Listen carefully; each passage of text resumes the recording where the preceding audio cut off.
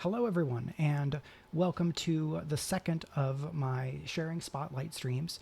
Sharing Spotlight is a feature where I talk about TTRPGs that I think are really fun, that have inspired me, that I have good memories of, that I think have interesting things to say in terms of design and thematic play, structure of TTRPGs, any number of things that are exciting me or that make me want to recommend the game, especially to people who have mostly found me through my Daggerheart streams.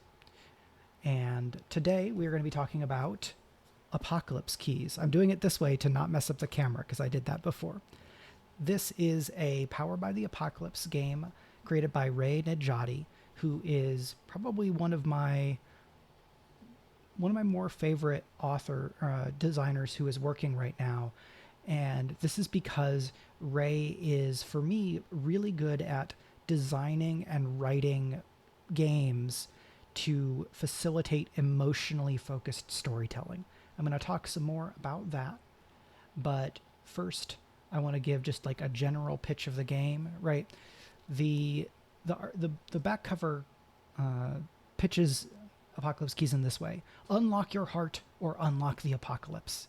As an Omen class monster, you are the only thing capable of holding back the apocalypse. Combat occult threats and investigate supernatural phenomena alongside your team of supernatural agents working for the shadowy Division. But in a world that shuns monsters like you, only your deepest, most heartfelt bonds can grant you the power to stop those who seek to unlock Doom's door. So, one of the things I like about this game is that I feel like it is very easy to go extremely hard into delightful melodrama, right? You are trying to stop the end of the world. Your characters are connected through intense emotional bonds to the other player characters, right? You can play broad, play big, take big swings, and the game is very much supporting you in doing that. Also, for me, one of the themes of the game is the question of control versus kind of getting to be yourself or being your unrestrained self, which is really cool. So my initial pitch for why you should check out Apocalypse Keys, if you're coming from playing Daggerheart, or if you played D&D and now you're playing Daggerheart and you're curious about other TTRPGs, or you want to know what other things are happening in the world of TTRPGs, because Daggerheart very consciously draws from a number of different game design traditions, including Powered by the Apocalypse, which is the tradition that this game is very much in. Whatever your reason for being here, I want to encourage you to take a look at Apocalypse Keys if you have not done so already. So, some key elements and things that I think are cool about Apocalypse Keys. Number one, you play as monsters, right? You might be a demon, an angel, a sea monster, a ghost, a wraith, a vampire, an alien, a like pyrokinetic like mutant. You might be somebody who was experimented on by evil science.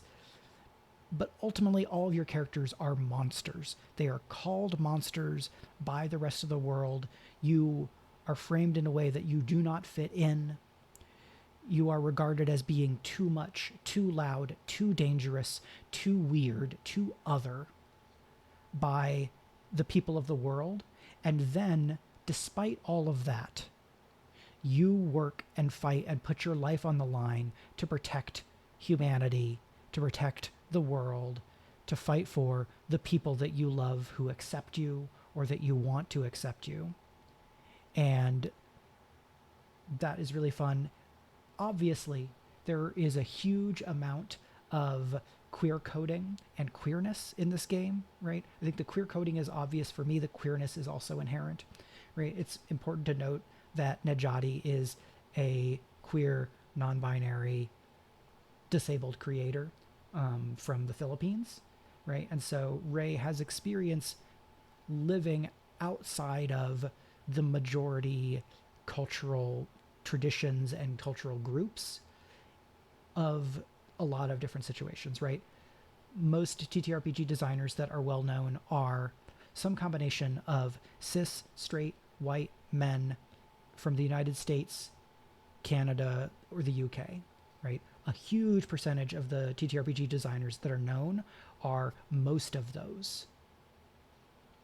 And so one of the things I'm hoping to do with Sharing Spotlight is talk about some designers who are not within all of those majority categories, right? Fabula Ultima is created by a queer Italian designer. Apocalypse Keys, I've described kind of some cultural positionality for Ray. And some of the things that they do in this game in terms of using pick lists and designing playbooks and writing character prompts and some of the other subsystems that the player characters have to engage with are just really memorable and powerful for me based on the experiences I had playing just 4 total sessions of this game. Right? I played a 1-shot with Ray himself, and then I played a 3-shot mini-series that was for an actual play called The Pitman Sculpture, which I will link, and then I will probably link again. This was the last project I participated in at Speculate before I stepped back and kind of left the show, having previously been a co-host and producer and performer for the show. So the Pitman Sculpture has some cool things that I want to talk about a little bit later, but I'm going to focus on my what is cool list here first. My goal for this stream overall is to probably be closer to a half an hour to 45 minutes than an hour or longer, because I'm hoping that a shorter form video will make more people likely to go ahead and click and check it out, even though some of my other stuff is much longer. For the Daggerheart stuff, people know that they're excited about Daggerheart, right? And then they're tuning in for something that's longer. We'll see how that works. The playbooks in Apocalypse Keys are really archetypal, right? You are going to be playing as the Summoned, the Surge, the Found, the Shade, the Last, the Fallen, or the Hungry. Those are the playbooks in the core book. I will note there is a supplement/expansion called Doomsday Delights, which has a number of new playbooks and some other kind of additional materials. Those were things that were funded by stretch goals during the crowdfunding campaign that Evil Hat Productions did as the publisher, right? We have Evil Hat right here. Again, I don't want to confuse my camera. So these playbooks are written in a way that for me is still pretty close to some of the playbook design in Apocalypse World. In Apocalypse World, the playbooks are really fully contained sets of information that you can just use those pages and play the game, right? They are playbooks, as if you could print out just those pages and make them a book, and that would be really what you needed to play the game. Playbooks in that way are different from character classes, and we can talk some about the ways that the boundaries between those are porous, and that there's some intimations when you're making a choice about whether to call the types of people your characters can be playbooks or classes or jobs or something like that. But for me, the playbooks here are very much they fit for me as playbooks because they have all these prompts, right? They have pick lists, they have the sets of moves that you use, the moves you start with. They give you some options and guidance for a lot of things. You are set up to make a character using a playbook who will be in a position to play and experience and explore along the thematic axis or the narrative arc that was designed for that given playbook. For me, I see a lot of intentionality in how Ray is the creator, but Ray, they worked with a number of other people in making the game overall, right? There's a lot of artists and so on. In these playbook designs, I see a lot of intentionality, and a fun thing that I think is really cool about the playbook write-ups in Apocalypse Keys is that they have sections that are just playing this playbook, that are more like the designer directly talking to you, saying, hey, here's what playing this playbook is going to be like. Here are some tools that you have from your different moves and things to remember when playing this playbook. So it's really direct instruction and guidance for using this playbook. I see things like that in Masks: A New Generation by Brendan Conway as well, which is a really well-known Powered by the Apocalypse game. But having the explicit and direct guidance is really great because it also helps me, when picking a playbook, know what kind of emotional story or dramatic journey I am probably signing up to have when I'm picking that playbook, right? I go to the last and I hear about how this is a playbook that is about loss and memory and joy. And I go, okay, sign me up. That's the character, or that's the playbook that I played in Pitman Sculpture, so I'll talk about it. Pathfinder PhD asks, what are some key things that you would prepare when running a game?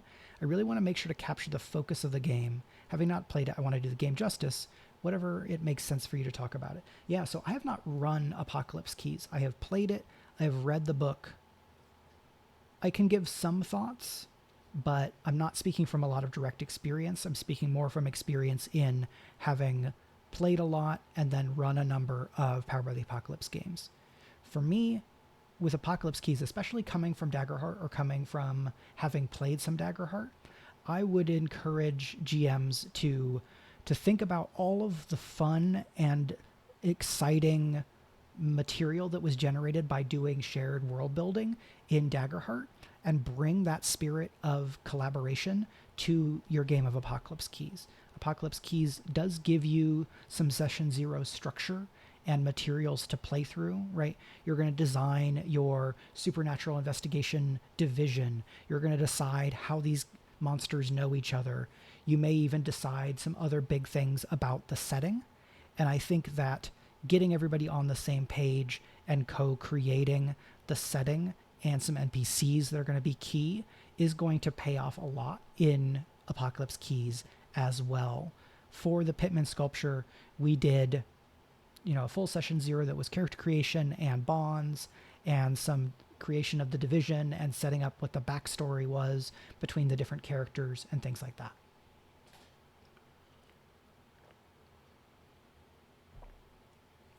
The other thing I would recommend, aside from just like reading the book, is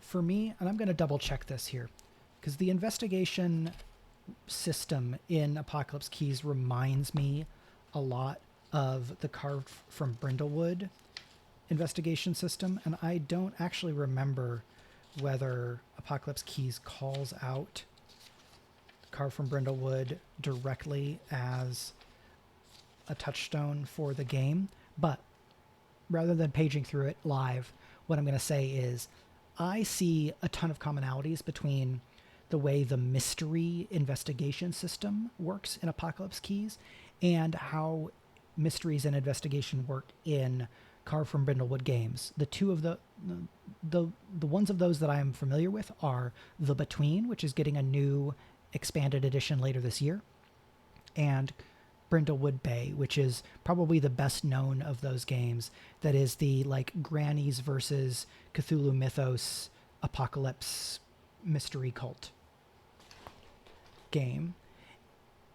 So when you're playing Apocalypse Keys, as the GM, you're going to set up a mystery, but you are not going to decide who did it or how exactly everything happened. Because what you're going to do as the GM is you're going to give your players clues based on the moves they make and the results they get from rolls and from other moves. And so GMing Apocalypse Keys can be, I think, pretty tricky because you're having to play in this other mode where you as the GM know more than the players do. You have a lot of other pieces and your ways of interfacing with the game are different than the players, right? There's asymmetry in a big way here that is different than the asymmetry in Daggerheart. There's probably some overlap. if we really look at it. But the GM in Apocalypse Keys is discovering stuff together. The GM is looking for moments to seed clues into play, to reveal clues with the players, to challenge the characters, to advocate for bad outcomes, to look for moments and situations to enhance the drama using your moves as the GM. And so if you find yourself a little bit at sea thinking about the mystery system in Apocalypse Keys, right, reread the section in the book first. But then if you're still having difficulty, I would probably go and look for interviews or other YouTube videos or podcast interviews, either that Ray themselves gave about mysteries and investigations in Apocalypse Keys, and or times when Jason Cordova, the creator of the Carve from Brindlewood design style, has talked about running games and running mysteries in that mode. I have not gotten to GM a game trying to do a mystery in that mode. I am excited to do so, but I haven't gotten the chance just yet. I think I want to play the new version of The Between again before I try to GM it, but I am excited to do so. And I think if you have GM'd or played a Carve from Brindlewood game, your experience with the mystery system will probably benefit you in playing Apocalypse Keys. The way that this works is the GM will introduce a mystery, and the players will get some very basic information, and then they will go and start investigating. And as they investigate, they will make moves, right? They will use the moves that are in the game, because this is a Powered by the Apocalypse game. It has basic moves, right? Those moves say, when you XYZ, you roll this, and here is the chart you look at to see what your results are, right? It's a bit more structured and prescribed than something like Daggerheart, where Daggerheart has the structure, but the outputs of any given move are not automatically kind of determined by a pre-written move, right? Daggerheart doesn't have basic moves and advanced moves or playbook moves. The structure is a bit different, even though there's a lot of overlap in some ways with Powered by the Apocalypse in terms of, for me, design philosophy, but also non-binary result states, right? In Daggerheart, you have 5 result states. In Apocalypse Keys and a lot of other Powered by the Apocalypse games, you have 3 result states. Sometimes you have 4.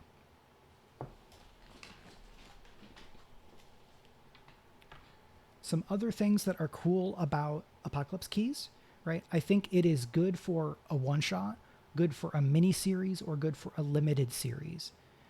I have played a one-shot that was cool, emotional. It went maybe a little long, and part of why it was fun is that we just used everything we had, everything we could, and the players committed to the emotionality as much as is possible, right? Looking back on that game, could I have gone harder in some places? Yes, because some of the choices that were made put me into a situation that I was not as well prepared to follow all the way through on. But now that I know the game a little bit more, I think I could do better. And if you're in the position where you're trying out different games, you want to try out different games, I think if you make time for a session 0 and 1 to 3 sessions of Apocalypse Keys, you can get a really strong sense of what is interesting and distinct about this game, so that you can then decide whether you want to play more of it. I would honestly love to see and experience more really thoughtfully and elaborately produced Apocalypse Keys actual plays, right? There are Apocalypse Keys actual plays out there, but I would love to see a few more that either push it toward audio drama, maybe, or draw on like the comics tradition from BPRD and Hellboy. That's definitely a touchstone for Apocalypse Keys, and some other things there. And I had a really good time playing in an Apocalypse Keys actual play. And part of why I think that miniseries is cool is that we were all playing to discover the story together.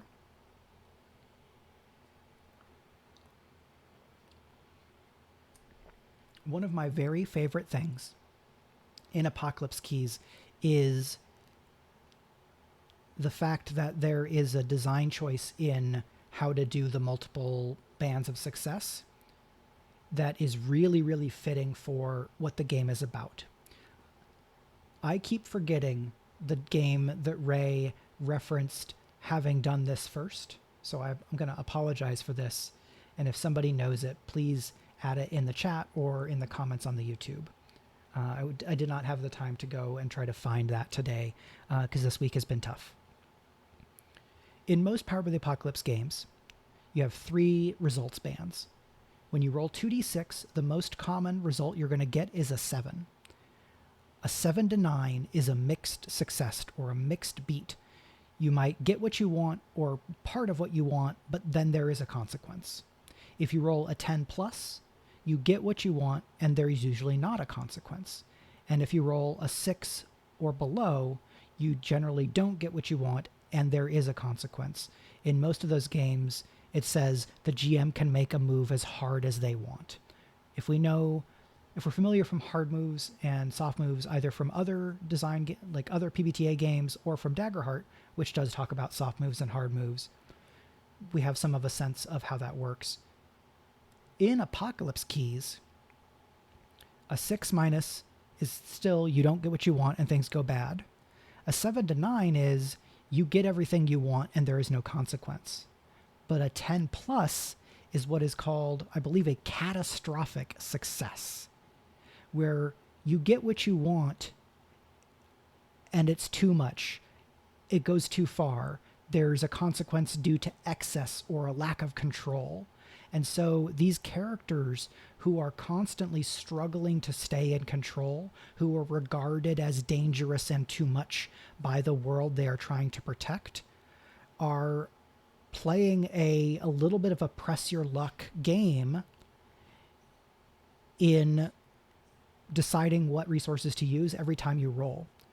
In Apocalypse Keys, rather than rolling and adding a trait, you roll and add darkness tokens that you spend. You have a pool of darkness tokens that you add to and subtract from over the course of play. You gain darkness tokens based on prompts that are determined by your playbook. And most of those prompts are basically times when your character is feeling bad, sad, angry, lonely, things like that, right? When kind of under this idea, darkness is, your connection to monstrosity. It is kind of bad, but not all bad, right? There's some politics stuff to like treating darkness as bad and light as good because it gets mapped onto racism. I am not the best person to talk about that, though I can talk about it. And I think it's outside the scope of this conversation. So I'm just going to note it and set it aside for now.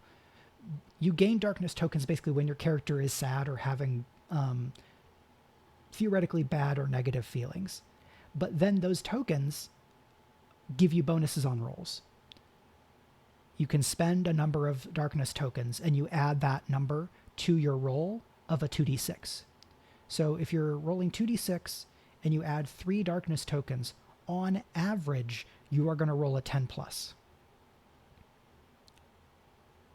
That's a catastrophic success. Maybe you don't want that, but also if you roll and add 3, it's extremely unlikely that you're going to roll a 6 or below.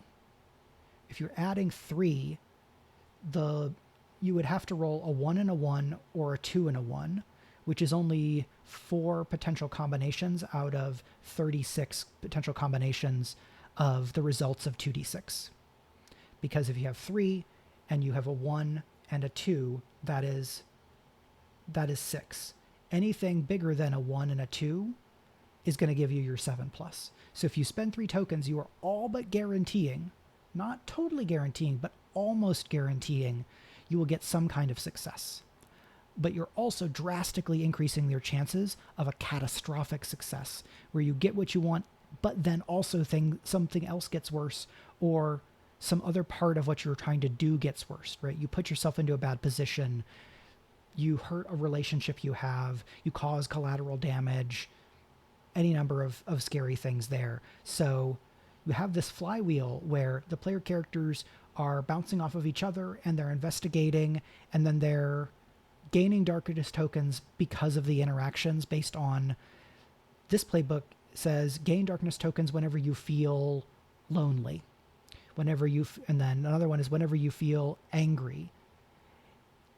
Those prompts feed into and emerge from the thematic landscape and territory of that playbook.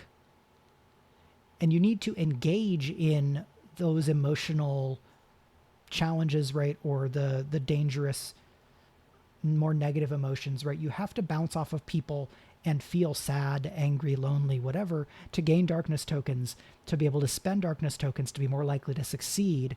But if you have too many of those darkness tokens, or you spend too many and the rolls are too high, then things go bad, which might give you darkness tokens. And so there's these dangerous feedback loops where you as a player have to manage your darkness tokens to get enough to accomplish the things that you want to accomplish, but to never have so many without spending them that then you end up in this bad position where you kind of, I don't remember if it's called you become your darkest self. That's in Monster Hearts. But basically that darkness can grow and become kind of overwhelming if you gain so many darkness tokens but then don't spend them in the next move that you take.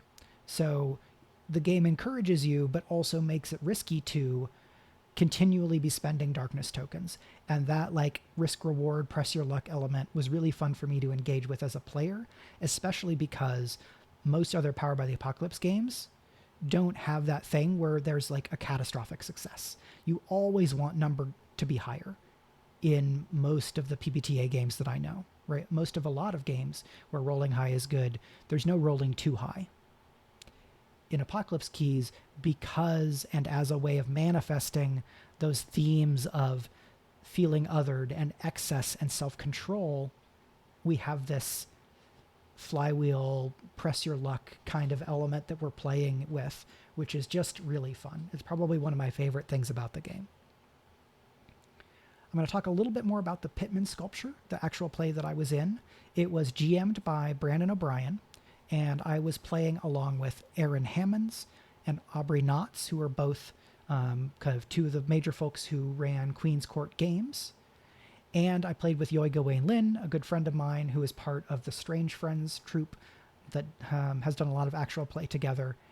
And of course, I've played with and GM'd for and been GM'd by Brandon quite a lot, since Brandon is a close friend and we co-hosted Speculate together. So, right, these were all folks that I knew to some degree or another. I had not played with Aaron or Aubrey before Pittman Sculpture, but I was familiar with actual play that they had made, and I'd, talked to them. Aaron more so than Aubrey, in that case. We had a lot of fun.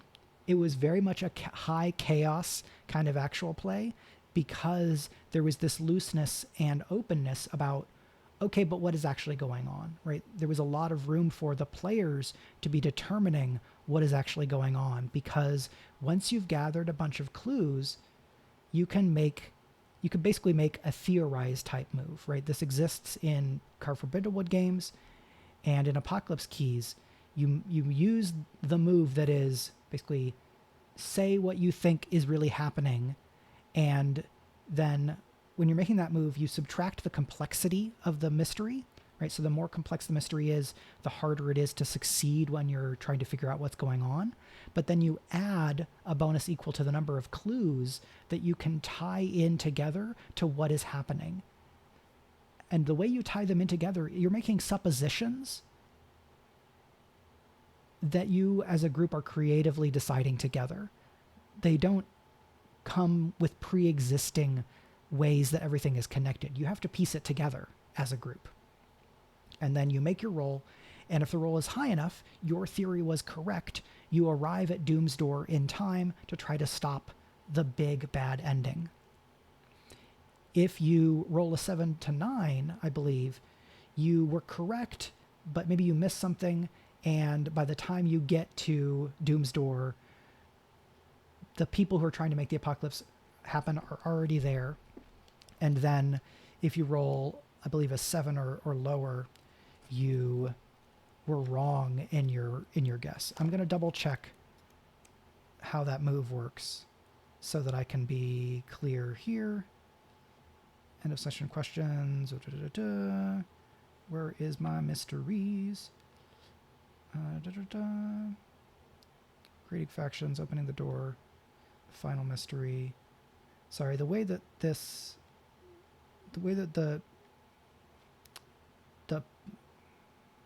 table of contents is written is just harder for me to engage with because of some of how things are labeled. But unlock death's doors on page 55. Yes, so right, I was doing it wrong. Because on 11 plus, that's still a catastrophic success. You reach the door moments after the Harbinger has unlocked it. They've begun to harness the power on the other side, but there's still time to stop them.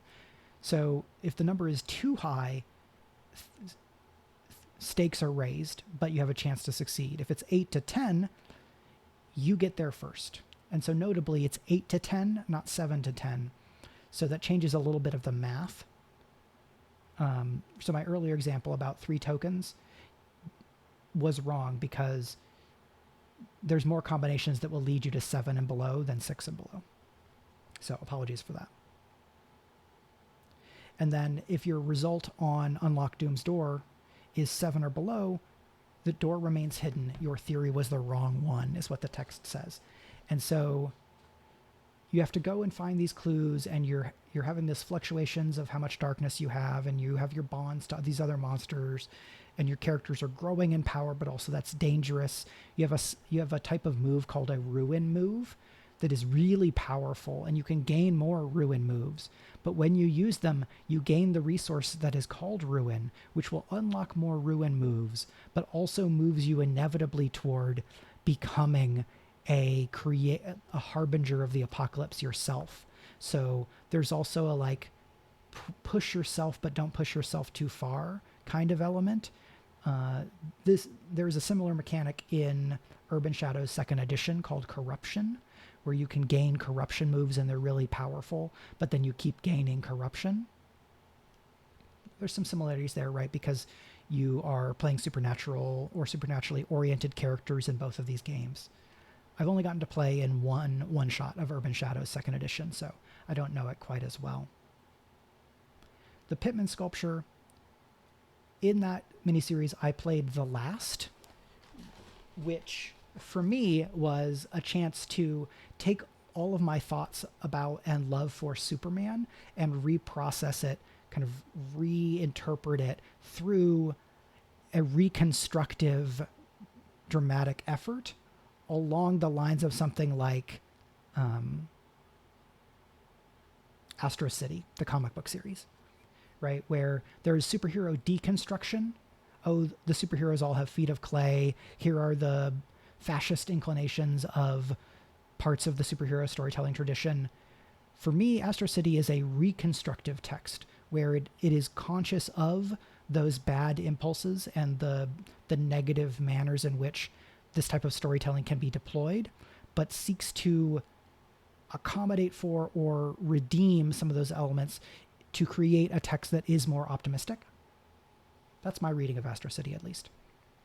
And so my last was Superman, sort of by way of Martian Manhunter, but also somewhat inspired by the planetary issue that gives you the kind of alternate Superman, Wonder Woman, and Green Lantern as these kind of doomed characters who are assassinated by the big bads of that comic series. So my character was Tempo, or was known as Tempo, because their real name was really, really long and alien. And they had time magic and were, unlike most monsters, beloved by the public. Because one of the moves you can take is actually you're a celebrity and people love you. But then they're still kind of objectifying you and keeping you at arm's distance. They don't see the real you. They see what they want to see. They kind of make you into a symbol. but it's a symbol they like and want, rather than othering you as dangerous and just dangerous and bad.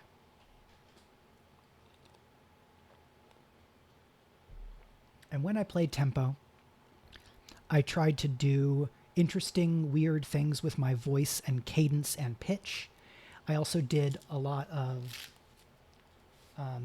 kind of Ditko fingers gestures because it was a video actual play, because I described Tempo's fingers as being like really long and having an extra joint compared to humans, so that they could like bend and articulate in ways that are really alien to humans.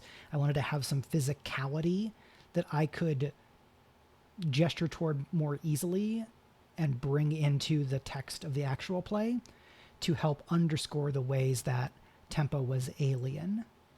But Tempo was also a character who was trying so hard to keep everything together, to do the right thing, to be a hero, to avert the types of doom that came to their people. Because as the last, you are the last member of your people. And throughout play, you can kind of sketch out some of the rest of what happened to your people. And because I took time powers as one of the abilities that I have, we were able to kind of do all these flashbacks and popping back and forth, and the idea of like Tempo's people using paradoxes as part of the doom of their civilization, which is really fun. So if this game sounds exciting to you and one of the ways you like learning a game is actual play, then I would definitely encourage folks to go and check out the Pitman sculpture. I will put the link to the playlist I built for the Pitman sculpture in the description on YouTube. It's here in the chat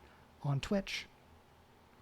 And so that is my plug for a thing that I was in as a secret kind of self-promo thing, but that is the way through which I came to understand the game more, and you can get more like the rest of how I think about and experience the game by watching that series. In terms of, okay, I just want to get the game right now, you can buy the core book from Evil Hat's website.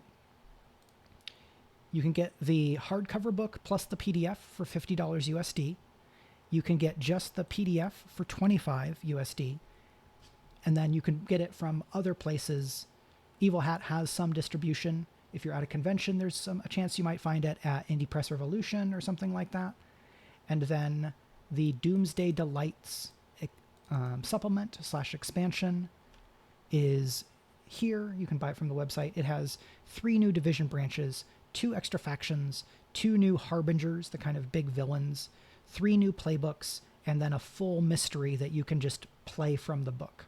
There's some mysteries in the core book as well, right? If you're GMing Apocalypse Keys and you don't want to have to necessarily do as much, grab one of the mysteries from the book and try to play through that, and you will have some materials and resources to help you get started or to help you get going more easily without having to be as worried that you've built a mystery wrong.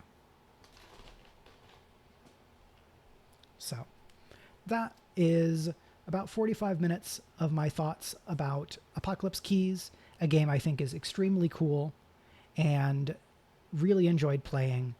I have been impressed by elements of the design that are in the game. They have made me think about some assumptions and try to consider other alternatives and different ideas and options in game design when I'm working on my own stuff. It helped kind of unpack some things that then made it easier for me to go and understand games that are directly in the Carve from Brindlewood design tradition that I've then kind of gotten to engage with a little bit, mostly the Between, because it's kind of Victorian Monster Hunter investigation-y, which lines up some with stuff that I'm excited about and has more of a bit more of an action element than something like Brindlewood Bay, where the grannies in Brindlewood Bay are by default not necessarily viable as action heroes. Sometimes, depending on what I think Maven move they have. But anyway, that's Apocalypse Keys. It carries a strong recommendation from me. Apocalypse Keys, in addition to things like Once More Into the Void, really brought me to the point where I will look at and closely attend to any game that Ray Najati designs, because I find his emotional storytelling design style, right?